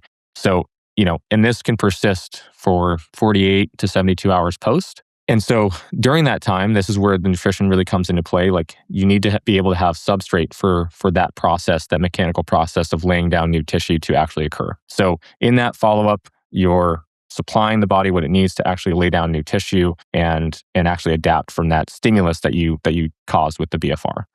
One of the things that we see is an on-par increase in growth hormone that we see with high-intensity type training. So it's as if the body thinks that a major insult to the body or injury to the body has occurred, and now we're sending out anabolic milieu to actually address and heal that tissue. The caveat here is there's not much tissue to heal because the actual mechanical work was so low. So it's almost like this over response to that stimulus. And so one of the things that we anecdotally hear all the time is sleep improves. Growth hormone is released at night and it helps you go to sleep. So we typically see that. We also see increases in appetite because growth hormone can have a big effect on appetite as well. And we also see increases in caloric expenditure not associated with exercise or NEAT, right? Okay. So on kind of every level has been sort of upregulated to then heal the body. But the caveat there is there was not much to heal in the body. And so the whole system improves and becomes more resilient to further stress. Yeah. Okay. And I think, I did a podcast with Matt Kaberlein. He's a longevity researcher who studies rapamycin and inhibition of mTOR. And so mTOR is this nutrient sensor, and it basically promotes when it's turned on, it promotes growth and basically puts you in an anabolic state. And when it's turned off, it stimulates recycle and repair, basically. Mm-hmm. And to live long, the idea is that you want mTOR periodically turned off so you recycle and you repair and you maintain your body. But you can't live without it turned on at certain points. And when you're trying to build muscle, it's got to be turned on because without mTOR on, you can't grow. And we're not talking about growing our guts or growing or putting on fat. We're talking about growing muscle, which is metabolically active. And once that stimulus ends, and mTOR switches off essentially. So it's this healthy cycle of mTOR. So I just want people to think it's turning on mTOR. I don't want that. No, you do want that to maintain a healthy body. I'm You I'm just so glad you said that yeah, because yeah, I often get the questions like, is BFR or exercise in general going to accelerate my cancer growth, for example? And mhm, it's within the context of a healthy exercise stimulus and stress, and again, to your point, it's happening locally within certain regions. It's not like this mTOR activation is going throughout the whole body and going to your gut right, and going to your splanchnic region and causing growth of these things. That's what exogenous growth hormone and testosterone and these things can do, right? But when you have this in a controlled setting where the machinery involved is associated with exercise, it seems to be regulatory. It seems to okay, modulate these things rather than have this sort of systemic global, okay, increase mTOR, everything must grow kind of response. right. Yeah, that makes sense. So have they actually done studies showing that growth hormone release at night and the peak in the morning is elevated after blood flow restriction exercise? So they haven't looked at that time period. They've looked at it acutely immediately after exercise or up to, I Okay. think, 60 minutes to an hour and a half after exercise. They've seen these increases in growth hormone. But anecdotally, what I would say is, it's not no question in my mind whether you're seeing this increase in baseline growth hormone responses as well. It's well documented in regular exercise or traditional exercise. So I see no reason why this would not be the case with BFR. Okay, so let's talk about hypoxia inducible factor and VEGF. And just for the audience, we're not going deep on the biochemistry here, but we're just trying to understand the mechanism so you can know why this would affect your body. And this is actually pretty fascinating because hypoxia inducible factor is constitutively expressed. Basically, it's always being made, but if you're in an environment of normal oxygen, it just gets broken down and put away. And it's this basically induces the transcription of this molecule called VEGF, which increases blood vessel growth into tissues. And a lot of people who've had cancer or have had a relative with cancer know that there's a drug called Avastin that actually blocks VEGF because you don't want cancer having these blood vessels grow into it and feed it and grow. So VEGF is normal and it's safe. And in the realm of physiological fitness, you want to vascularize your tissues so that they can operate efficiently. But tell us what role blood flow restriction exercise plays in hypoxia inducible factor and VEGF, because you're essentially inducing hypoxia in the muscles during the exercise, correct? Correct. Yes. So, Okay. and this is maybe a good thing to sort of outline the difference between systemic hypoxemia, which is what you kind of experience when you go up to altitude, or Yeah. if you're in a hypoxic chamber, where the saturation of oxygen on your red blood cells has come down. And this is a global systemic reduction in oxygen throughout the whole body. That also, right, when you go up to altitude, you have this response, you have low oxygen, you're stimulating the kidneys to produce EPO, that goes to the bone marrow, starts making new reticulocytes, and then that will increase your oxygen carrying capacity. So that's kind of a chronic exposure to hypoxia. But with BFR, it's happening at a more local level within the muscle. And this typically happens with very high intensity or very high load exercise. And one of the ways that what is typically associated with that is a high degree of lactate production and hydrogen ion production. So when your muscle becomes it burns a lot and you get that metabolic burn that we've been talking about, that's a good indication that the muscle is getting pretty darn hypoxic. Okay. And we've looked at this using near-infrared spectroscopy, where we can actually outline just how desaturated that tissue is getting. And it is on par with the most intense, high-intensity exercise you can do, getting down to as low as like 10%, maybe even 5% saturation within that muscle. So it's a very robust, very severe level of hypoxia within the muscle to then stimulate HIF maintenance, HIF-1A maintenance, which then, as you said, can signal other angiogenic factors, VEGF being one of them, also increasing endothelial nitric oxide synthases as well, concentration. So not only are you helping promote angiogenesis, building bigger and better blood vessels within the tissues, the capillaries themselves, improving the walls of the endothelium as well, and improving on the vein side too, because you get distension of the veins, and that's a nice stimulus for the veins to maintain their structure and their function that way.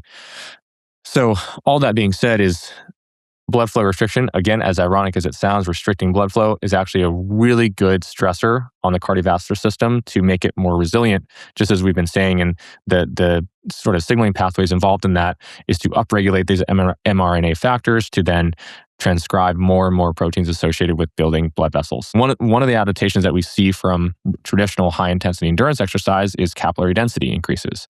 And by increasing the capillary density, the number of capillaries around each muscle fiber, we can sustain more work and higher levels of work for longer. So by adding in, BFR is doing the same thing by upregulating the signaling pathways associated with angiogenesis or blood vessel development.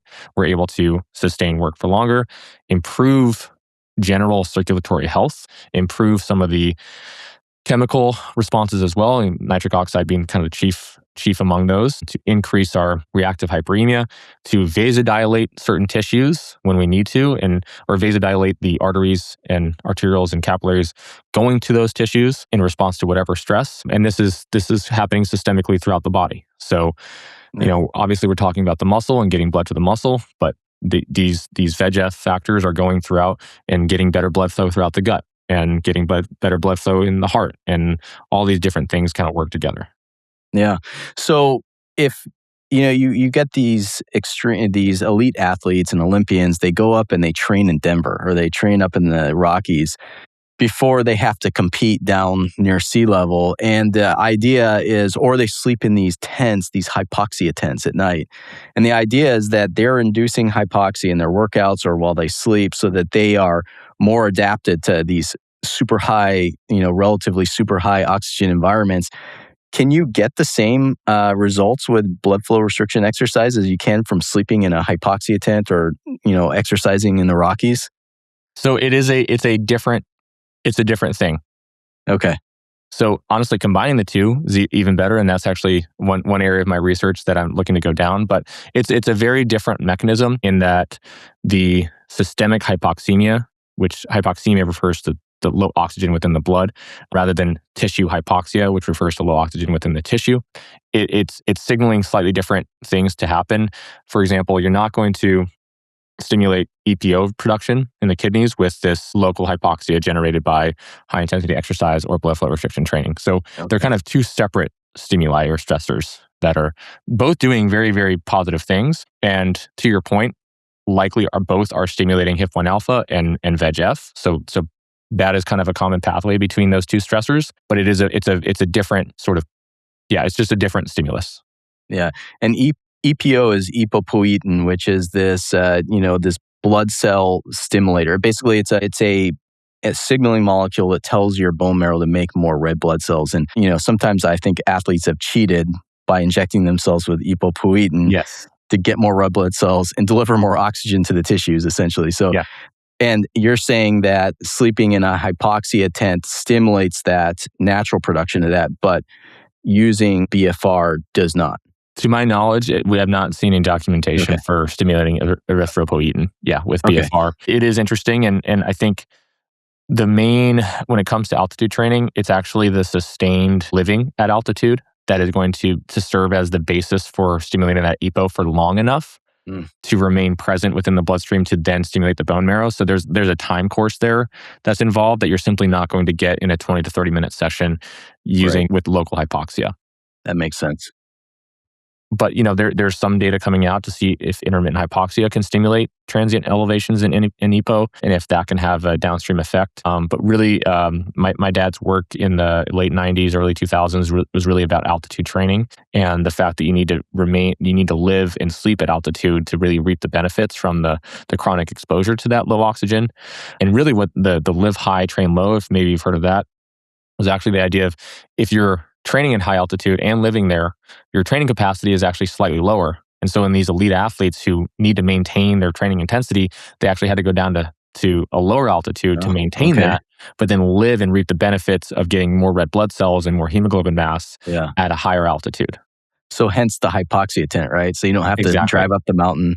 You sleep in the low oxygen environment at night and then train in normal oxygen environment during the day. I was actually one of those people. I turned myself the bubble boy in high school. So we had moved from Park City, Utah to Dallas, and I was still competing as a cross-country skier. So in order to maintain my acclimatization to altitude, I for about 6 months, I was sleeping and eating and doing homework in my hypoxia tent. It was a nice tent. It was pretty big. It was the size of my room. It wasn't like I was like in a true bubble boy situation. But yeah, so to maintain that hematocrit and hemoglobin level that I generated while I was living at altitude. Okay, so let's talk about nitric oxide because I had a guest on my show not long ago, Dr. Nathan Bryan. He's one of the world's leading experts in nitric oxide, and he's convinced that nitric oxide is one of the keys to longevity. And I don't think he's necessarily wrong because it plays such an important role in keeping nearly every tissue in your body vital.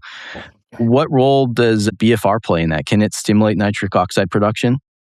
Yes. So what I would say is, again, not in a vacuum. I think it's very important to be getting nitrates from food as well as things like L-arginine and L-citrulline, sort of conditional or semi-essential amino acids that are involved in the nitric oxide synthase pathway. Really kind of two buckets of nitric oxide production. One, we have the reduction of nitrate to nitrite to nitric oxide. A lot of that nitrate to nitrite occurs in the salivary, in the mouth, really, by bacteria, reducing that to nitrite, and then further into the esophagus and the gut, or in the stomach to then nitric oxide, and then further nitrite into nitric oxide within the blood as well. The other pathway is from the conversion of L-arginine into L-citrulline and nitric oxide via the enzyme endothelial nitric oxide synthase, or eNOS. And so there's two distinct pathways. And so by increasing our nitrate consumption allows you to increase your nitric oxide production and synthesis, and also increasing our endothelial and nitric oxide synthases, the actual enzymes involved in that, in addition to making sure that the right substrate in terms of L-arginine and L-citrulline are there for the production of nitric oxide, are both kind of two therapeutic targets. You could argue maybe 2.5, potentially 3. And so where I think exercise and BFR is really addressing the nitric oxide production is on the amounts of endothelial nitric oxide synthases, or eNOSes, within that are lining the endothelium of our blood vessels. Okay. From just a regular standpoint, when we have increases in flow, this exerts increases in shear stress, the kind of the friction of blood and blood vessel or blood cells along the endothelial wall, and that is triggering a flow mediated dilation. By triggering those eNOS enzymes, you're actually causing nitric oxide to diffuse into the smooth muscle, go through a cascade of events, and ultimately lead to a smooth muscle relaxation. That relaxation allows that vessel to dilate. When that vessel dilates, we get increases in flow, and then that wherever that downstream blood or that tissue downstream of that vessel is going is going to be more perfused with blood. So that's sort of the basis for how, number one, BFR can be effective in improving nitric oxide production is simply through the increases in shear stress that are placed in there, and the degree of HIF1 alpha is involved. The degree of hypoxia that's generated in the muscle increases. It signals the brain to increase more and more blood flow and perfuse that tissue more and more. So you get, consequently greater and greater increases in that flow-mediated dilation, which is stimulating upregulation of eNOS and stimulating production and synthesis of those eNOS enzymes.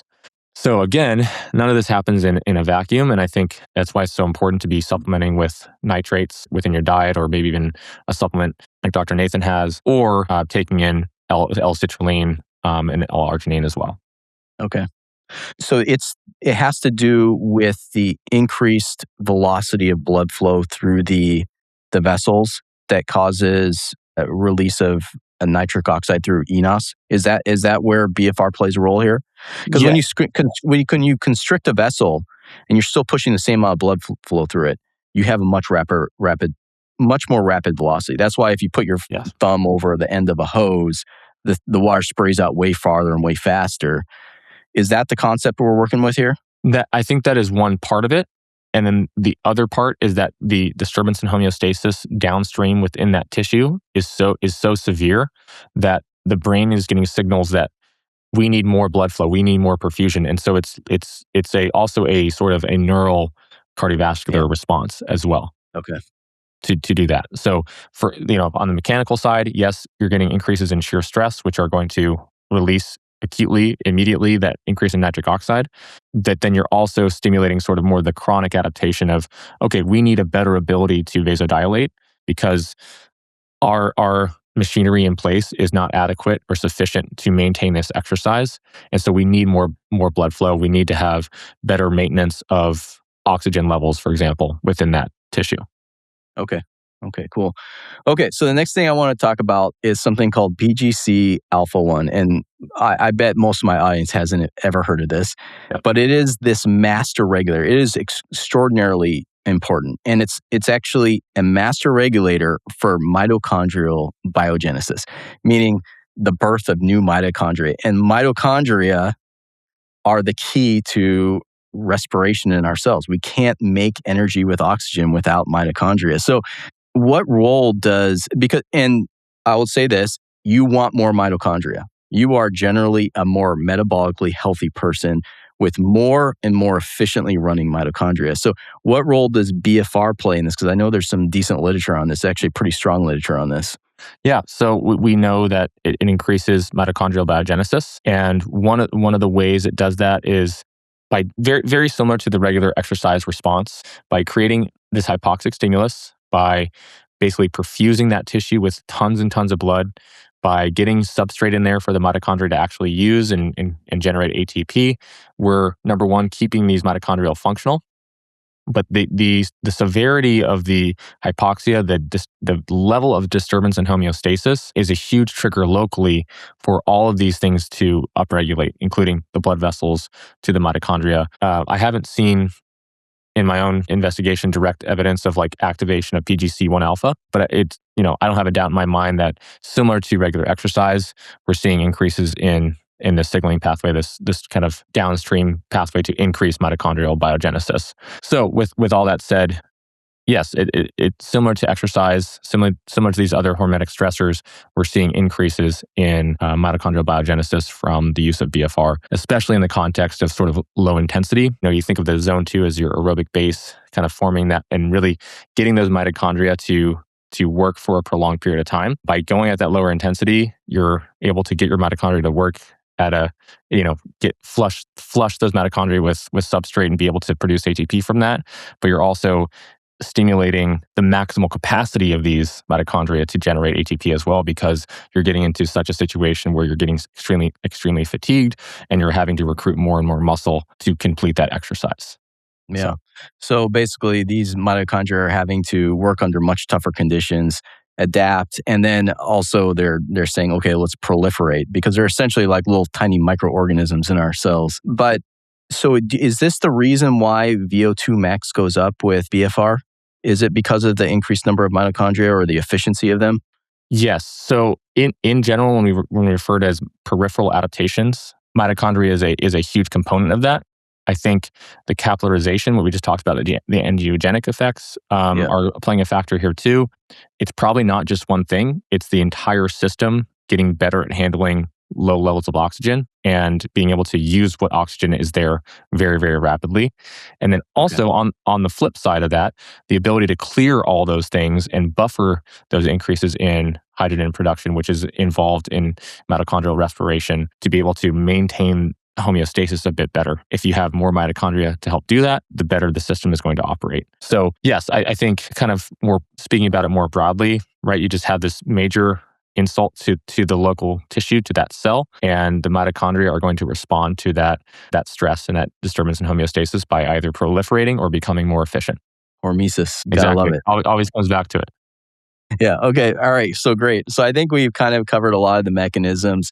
What do you do because your lactic acid production must be pretty significant, and like probably as significant as if you were doing a freaking all-out workout. What do you do to flush out your lactic acid? Do you just go do aerobic exercise, or what is your strategy there? You mean following a session? Yeah, following. Yeah, because I imagine you've got a lot of burn and soreness in your muscles after this. Am I wrong on that? Is this not create a significant amount of lactic acid? Yes, it does. What's I think interesting within a 15 to 30 minute period, whether you're exercising or not, you're going to pretty much have flushed all that lactate out of your system, and it's going to be buffered through, it's going to be breathed out a lot of the time. or Okay. it's going to be used by your brain or other tissues as fuel. So as you know, like you take a glucose molecule, cut it in half, then eventually you get it into pyruvate. You can get conversion into lactate there. So lactate itself can be then used as a fuel source as well. And that's actually some of the work being done with regards to lactate and cognition. And potentially, stimulating these increases in lactate may lead to a alternative fuel source for the brain to be operating. That might be one of the ways that moderate intensity exercise can actually enhance cognition acutely. Very, very interesting kind of. That is interesting. So I'd love to the actually concept, pick your brain, pun intended, yeah, on what your thoughts are on that. But I don't know. I mean, because this is the first time I'm hearing about it. So is the concept that you're creating this with exercise, you're creating lactic acid in your muscle from anaerobic work, and then that lactate or lactic acid is being transported to your brain and used for energy, and that's where you get this like post-workout high. Is that the idea here? yes, exactly. And actually, I just want to clarify. So in vivo, lactate and hydrogen dissociate almost immediately. So lactate and hydrogen ions, like we kind of term them lactic acid, but in reality, that hydrogen needs to be buffered, and we have different mechanisms to actually bring up the pH from being acidic, from being low. But then that lactate will be shuttled out to nearby muscle fibers, or to the liver, or to the brain. And so I think, there's obviously 1,000 different things going on, but I think it does provide the brain with an alternative fuel source acutely following exercise. In addition to you're getting endocannabinoid production and endo-opiate production in response to exercise and BFR as well, right? The exercise-induced hypoanagesia is really a function of those things as well, which may be contributing to that cognitive effect that we see, or that therapeutic mental effect that we see from exercise as well. But in terms of fleshing it out, like as soon as you're kind of done with the exercise and you take the bands off, that muscle burn it pretty much rapidly dissipates. Okay. If you want to accelerate that, or just kind of feel better after that session, or if you are a little bit nauseous, sometimes that happens with people who are just starting out with this stuff. I recommend going on the bike or just walking around, whether it's inside, outside, for 5 to 10 minutes, and pretty much everything will be flushed out in a pretty rapid manner. Okay. So just going back to this lactate, were you saying that lactate may stimulate endocannabinoid and endorphin release? Is there a direct link there? So not necessarily that lactate is stimulating those things. We typically see those sorts of things with major disturbances in homeostasis within the muscle. Yeah. So it's like in the same way that lactate is associated with sort of anaerobic work, or low oxygen work, or like glycolytic work. It's kind of associated with that work, but it's not necessarily causing it. I got you. As a flip side, it's within the same metabolic realm of that's happening after exercise. Yes. What I've seen more recently is that lactate is being proposed as both a signaling molecule in the brain and a fuel source in the brain. And on the signaling molecule side, it's activating BDNF, which is then going to have neuroplastic effects on the brain and may improve cognition acutely. Wow. And this is probably on top of the other 1,000 moleccules that are released from exercise that are, and immune cells as well. Like you get this massive activation of immune cells as well, which may be having a factor in all this. Yeah.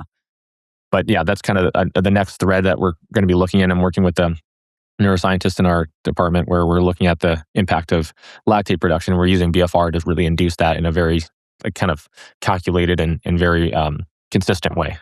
Oh, that's really cool and fascinating. Yeah. So, I mean, if you think about it, you just mentioned that exercise acutely improves neuroplasticity and cognition, but chronically it does too. I mean, it is probably the best thing you can do besides improving your metabolic health and not smoking, but for neurocognitive benefits for older people who are worried about that.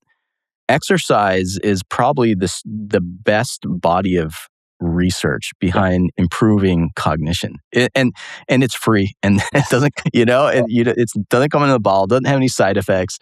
So I think it's just fascinating. It's something I just wanted to mention that because no one really talks about it much.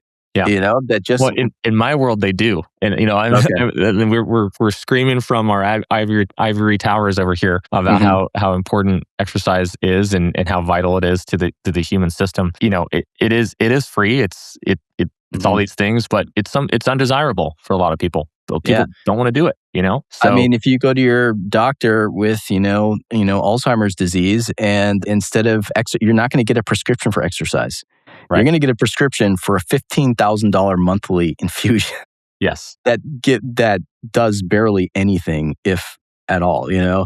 So I just think it's really important, and I'm glad you guys are screaming it from the rooftops that exercise is one of the keys to neurocognitive health and longevity in general. So It really represents a fountain of youth. I mean, like yeah, this is the water that we have access to, and yeah, just like essential fatty acids or essential amino acids, like exercise is an essential nutrient that we yeah, we've forgotten that fact is that it yeah, is essential for absolutely. maintenance of function. Yeah, And not only that, but I think combining it with you know, cognitively demanding tasks. So that's why I think like ball sports can be so vital because they're also fun and they get mhm, you to exercise and get you to critically think and be competitive and all these different things. And so those sorts of things kind of wrap all these things up nicely in a bow. And then mhm, your exercise training on top of that in the gym or outside running or things like that can help support that. I think that's kind of bringing the conversation back to BFR briefly. As weird as it might sound, it lowers the barrier to entry a bit.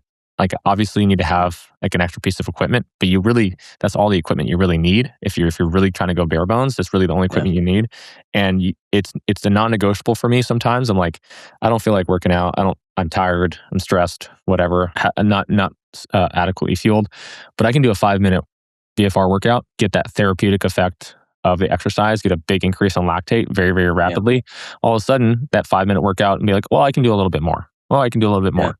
And so it as again, as maybe counterintuitive as it might seem at first, having these things and an ability to rapidly get that exercise response that people are looking for actually lowers the barrier to entry to actually doing it.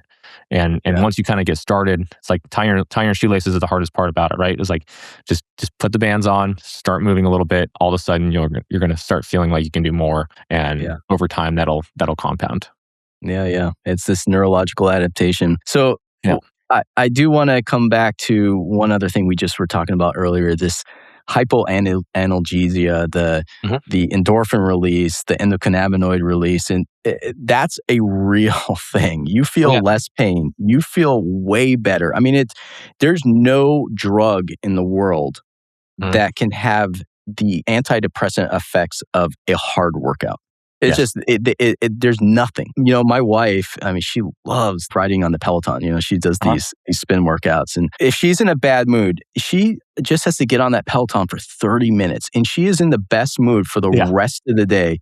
And she's rarely in a bad mood, but if she does, she knows what to do, and that's consistent across human biology. You can go to Yeah. someone in Southern Africa and Norway, and they are going to Mhm. have the same metabolic, physiologic, and neurologic response to exercise. And so I think that's really something that if you're ever stuck in a hole, man, going and just busting it out Yeah. hard, it's going to make you feel good, Yes. even if you're like, I'm too tired. I'm not there. I can't do this. There's no situation where it's not going to make you feel better, unless you're like, basically not able to anatomically or physically. But Mhm. yeah, it is amazing the neurological and antidepressive and anti-pain effects of exercise.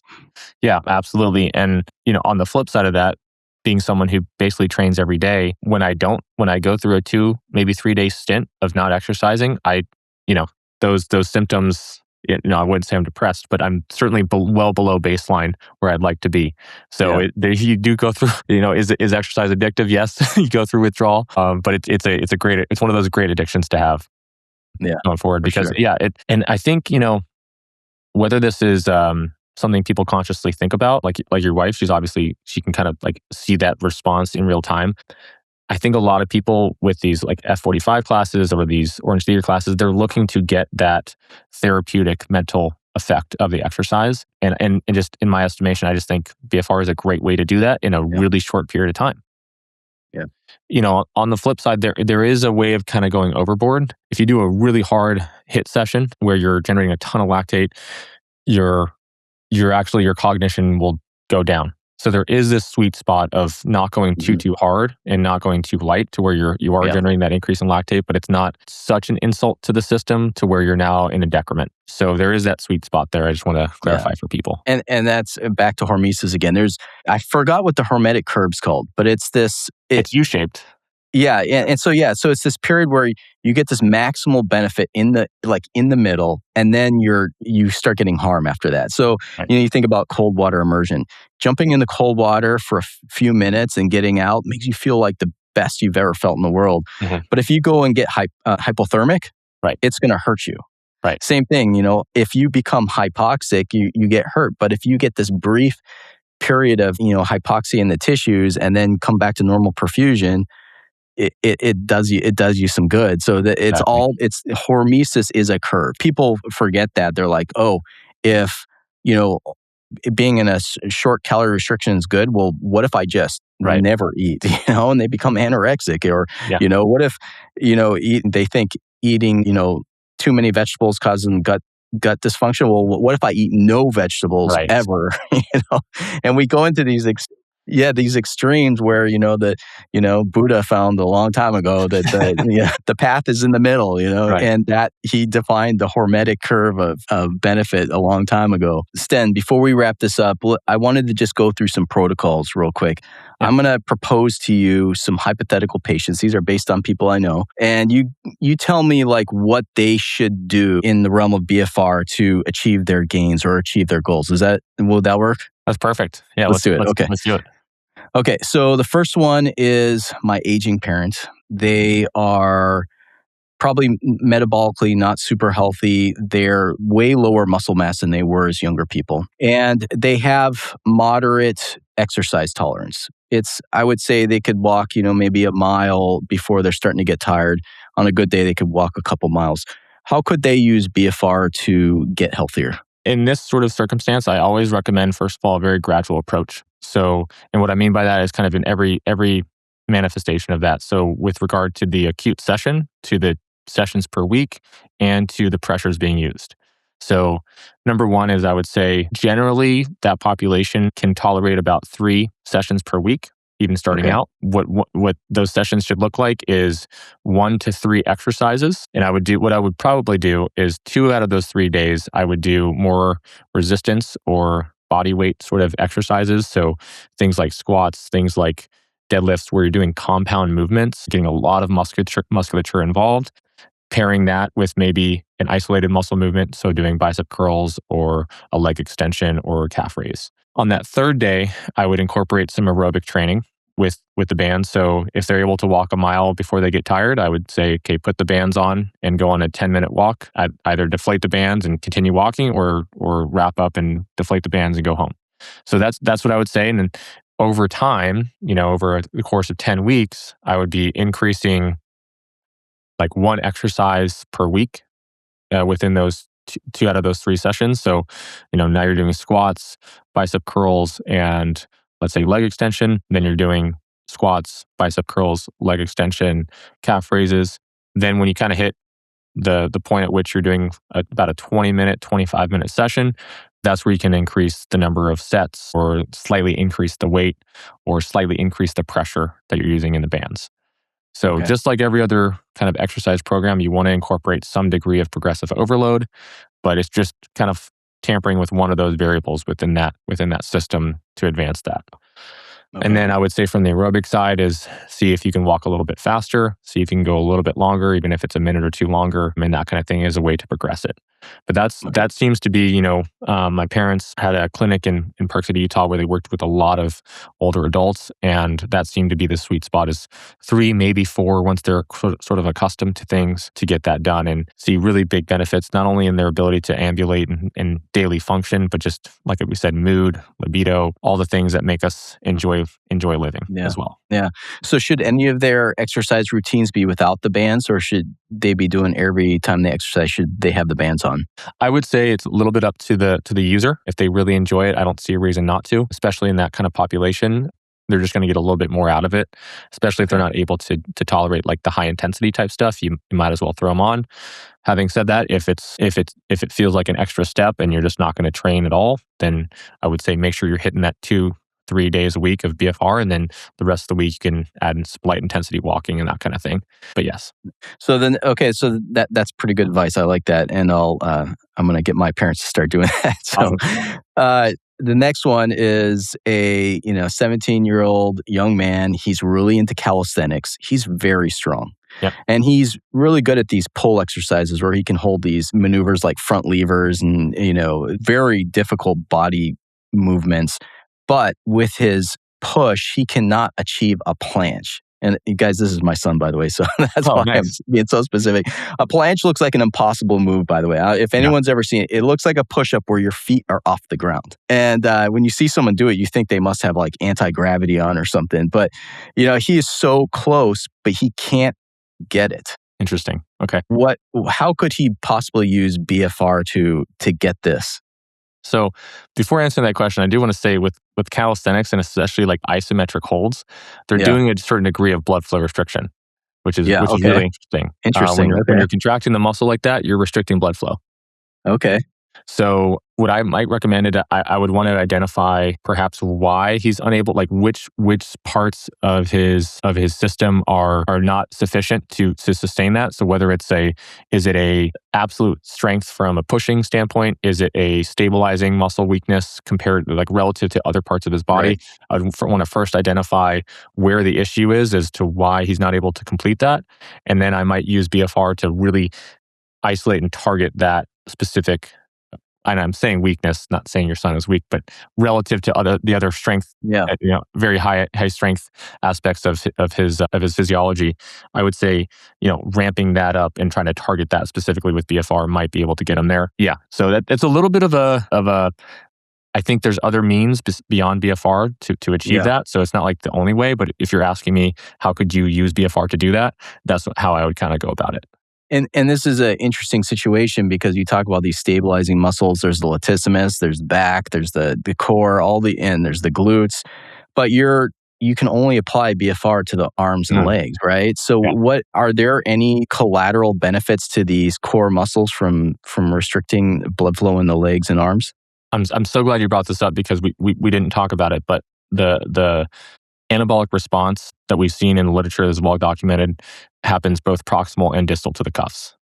So whether it really just depends on the exercise you're performing. For example, if you're doing a push exercise, your pecs are going to increase in muscle size and muscle strength, similar to your triceps, right? So if you're doing a pull, your lats are going to reap the benefits of that restricted exercise to a similar degree as your biceps. There's kind of two schools of thought as to how this is happening. For one, the distal muscles, the muscles below the band, are fatiguing more rapidly. And so you have to complete the exercise and sustain the work, you have to rely more and more on the more proximal muscles that are not directly restricted. The second component of that is the circulatory system is all connected. So just because you have an impairment and you're seeing a sort of a distension of the veins and discoloration in the distal portion, doesn't mean that the proximal portions are also not getting restricted to some degree. And then the last one is this systemic response. So any muscle that was engaged in that exercise is going to be more sensitive to this anabolic milieu that the brain is then sending out in response to that exercise. Yeah. So kind of those 2.5 reasons why we see proximal adaptation. And as I said, I have less evidence to back this up, but I strongly think what is going on is the severity of this disturbance in homeostasis happening locally is triggering the brain to be more adaptable to other stressors that you're putting on it. So in your son's case, is the BFR essentially making him more adaptable to his other calisthenic training? And whether that's improving his recovery from that training, whether it's giving him a better anabolic milieu to handle that training and respond to that training better, I think there's probably different avenues that are going on there. But that's what I would say is it's making that person more adaptable to their training and their training goals.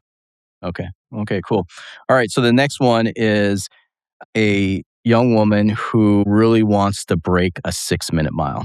But she has not 6-minute mile on a 1 mile, but in a 5K. And it's been difficult. She's in great shape and she's She's very strong. She's got good endurance, but getting below a 6-minute mile is tough. Can blood flow restriction exercise help her? Yes. So what I would say is that I would need to know a little bit more about her training background and what she's currently doing. So she's a cross country athlete. So they do, and cross country. So they Yep. do long runs, they do short interval workouts. They're pretty much all around training to try to achieve the fastest pace at a 5K. Yeah. So number one is I would say if she's trying to improve her race pace, because I assume that she can get below a 6-minute mile if it was just an all out mile, Yes. but it's sustaining that for a 5K. It's about 3.2 miles. So I think she would do well to incorporate more interval training days. The problem is you can really only tolerate one, maybe two of those per week. Is she in high school? Is that? Yeah. Okay. Mm-hmm. High school, yeah. So what I've been doing with a track team that I'm not going to mention names, but we've been incorporating on not their high interval training days, but sort of their moderate intervals. So they'll do like 200 repeats at race pace, for example. And I'm starting to incorporate, I'm having them wear all 4 bands at once, keep that pace. And instead of doing maybe 10 intervals of that, they do like 5, 6, 7, 8 of those. They get a huge ramp up in the metabolic stress that is being produced there, which is going to get their body from a molecular level and systemic level a better ability to handle the increases in lactate, the increases in hydrogen ions, that is really going to limit their ability to sustain a pace for a long time. So by adding in those 200-meter repeats or those 400-meter repeats with the bands on, I think this could kind of push her into that capacity to sustain that pace for a longer period of time. I would also incorporate some heavier speed work to work on her top end speed, as well as some kind of zone 2 aerobic base training or even threshold training where she's just at that kind of just below race pace or right at race pace where she feels comfortable. And what she can do is she can set her race pace to be, 5:59 for a mile. And maybe she only does a mile at a time, a mile repeat, gives herself adequate rest. It would also be a good idea to program all of this based on her VO2 max or her heart rate. And so she's working at, and also maybe even do a lactate threshold test to determine her lactate threshold. And then you can get a little bit more fine-tuned with how you're prescribing her training. Yeah. Lactate threshold is essentially the capacity of your body to clear out lactate. And with that hydrogen ion, which is really the major contributor to fatigue and inability to continue that exercise, that lactate threshold happens at about between 70 and 90% of your VO2 max, depending on your training state. In this individual, I would expect her to be around the 80, 85. So pretty high already. But by increasing the lactate threshold, the point at which your blood lactate accumulate or blood lactate levels rise, indicating an accumulation of lactate within the muscle that's then going to the bloodstream. And it kind of follows this exponential curve, right? We have a very flat line of lactate accumulation or lactate showing up in the blood. Then we kind of get to our first our LT1, which is kind of like the first inflection point. And then our LT2 is when that inflection point becomes exponential. And now we're producing way more lactate than we can handle. And that will kind of indicate, that is more of a marker of the intensity of the exercise rather than lactate being the issue. But that will indicate the point at which we can no longer sustain a given pace, or we may only be able to sustain it for a minute or two after that. Okay. So if she can essentially raise that point at which that happens, the pace at which she'll be running, her maintenance of that pace will be longer if she can get that lactate threshold higher.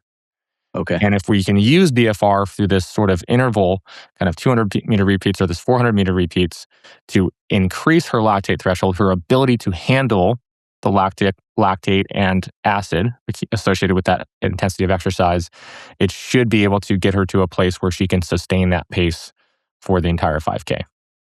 Okay. That was probably an overly long-winded explanation, but I think you sounded very well qualified to answer that because it sounds like you're training young athletes right now. Yes, exactly.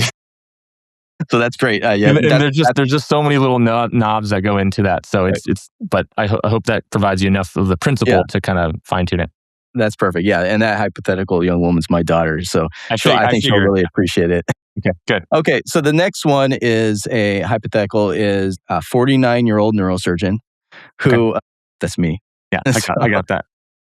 So who wants to basically I'm already like very strong, but I've never like had a lot of hypertrophy, and I don't want to look like Arnold Schwarzenegger. I don't want to look, but I want to basically increase my muscle mass size, especially in my arms.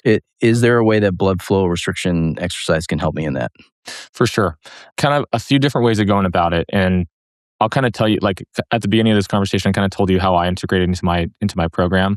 Yeah. I'll do sort of a minimal amount of mechanical loading. So I'll do really 2 sets of rep range of between 6 and 8 for 3 exercises, and those will be high load. And I'm approaching fatigue. I'm maybe have 2 or 3 reps in reserve on those exercises, but I'm getting the mechanical stimulus of that heavy load, but I'm not taking it to a point where I'm exaggerating the wear and tear on my body.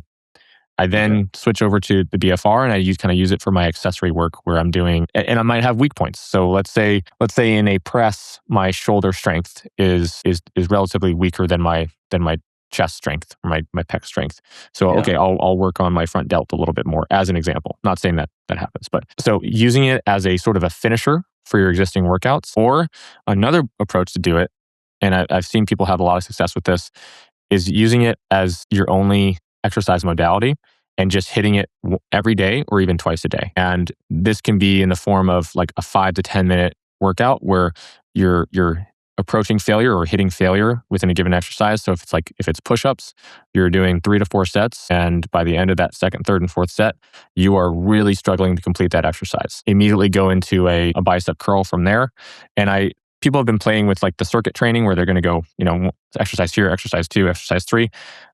Stick with the back to back to back for now, where you're doing 1 set of push-ups, rest 30 seconds, another set of push-ups, rest 30 seconds, another set of push-ups, etc. That will really get you into that state of, wow, this is incredibly difficult to sustain. And that has kind of what has been shown in literature to really increase muscle hypertrophy.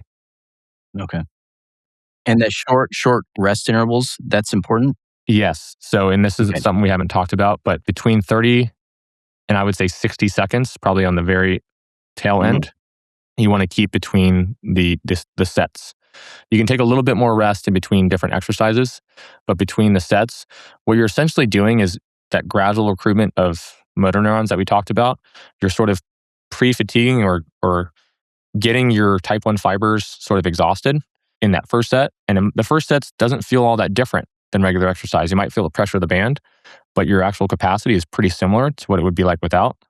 It's really the second, third, and fourth where in between those sets, you're not allowing adequate recovery because you're damming up the venous side. Yeah. And that is not allowing your muscle to get back to homeostasis for the next set. Okay. So that back-to-back with about 30 seconds so to a minute rest in between. Do you deflate the cuffs in between? No, they stay up. Okay. And that's very important. You want to keep the cuffs inflated because it's really the rest periods where you would normally be recovering from that exercise or that set that you just don't recover much at all. Like you recover enough to do the next set, but it keeps you in that fatigue pocket. Yeah. For that subsequent set. So you're still accumulating lactic acid during the rest periods as well, basically. Exactly. Your ability to clear it is impaired still. Okay. Yeah. Okay. Yeah, very interesting. So can you get hypertrophy just through bodyweight exercises using BFR? Yes. But the key is you need to approach failure, and you need to push yourself. There needs to be a conscious intent to drive through that fatigue. Okay. So if say someone's at home, they order your BFR cuffs and they don't have any weights at home. What exercises specifically could they do? You just mentioned push-ups. What else could they do where they could use this technique to like really increase strength and hypertrophy? Yep. So bodyweight squats, single leg adjustments of that, or single leg variations of that. So a Bulgarian split squat, you can do unweighted, a lunge, a side lunge, glute bridges, even leg extensions where you're laying on your back and you're kind of in a hip bridge kind of situation. You're getting some extension there. For the upper body, you can even do like wall push-ups where you're working your triceps more as opposed to regular push-ups. You can do, this requires some weight, right? But you could even do like water bottles, bicep curls, or water bottle lateral raises. If someone is looking to get their back going, they can always do like bent over rows with various things. Again, I think the best pairing with BFR is going to be some set of resistance bands. So while you can get away with bodyweight exercises alone, especially for some of the upper body movements, it's nice to have resistance bands around. So any kind of pulls, any kind of pushes, overhead, lateral movements as well. All of those are kind of our game. Basically anything that you can do a lot of reps of without the bands is generally a safe way to prescribe it. If you're not able to do like 15 reps in the first set, the load is too heavy.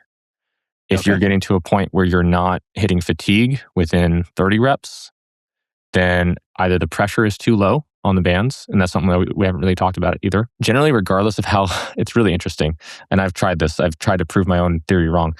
I will just do completely unweighted curls, and if I do 3 sets of 30 unweighted curls, my bicep is screaming. So Really?